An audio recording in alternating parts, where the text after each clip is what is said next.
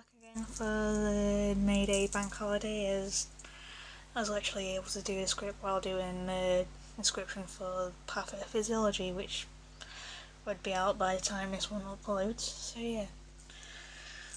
And I'm talking about the May Day bank holiday, like the first Monday in May being a bank holiday. And like traditionally the first Monday in May is a bank holiday in like the United Kingdom.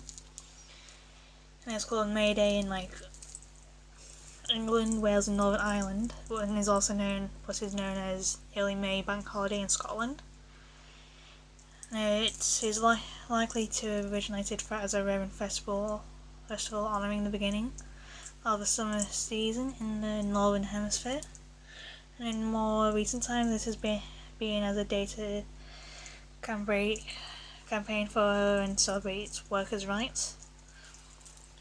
And in many places the first day or the first Monday in May is celebrated as the start of summer season. Events are held to celebrate the end of the winter season and fertility and hope of the approaching summer. There's a particularly widespread tradition called is maypole dancing, and children, particularly girls, dance around a tall pole which ribbons are suspended from, and the aim of the dance is to create a decorated pattern of the pole with the ribbons. And many schools in rural areas organise displays of maypole dancing. Another traditional form of dancing is Morris dancing, and it's also associated with the beginning of May. This type of dancing is nearly always carried out exclusively by men who dress in white with bells on various parts of their costume and carry scarves and long wooden sticks, and the dancing is generally accompanied by loud accordion music. And groups of Morris dancers often hold displays in the early May bank holiday. Another traditional traditions can include making floral garlands, decorating houses with flowers and leaves, and crowning a May Queen as a living image of a Roman goddess of Flora. And in some areas, girls go out very early to wash their faces in the morning dew, and it's supposed to make them look beautiful in the coming years. And in Rochester, there's a festival of chimney sweeping, and traditionally the 1st of May was the only day of the year they did not have to work. And Derbyshire villagers decorate and dress their wells with flowers, making them all very colourful.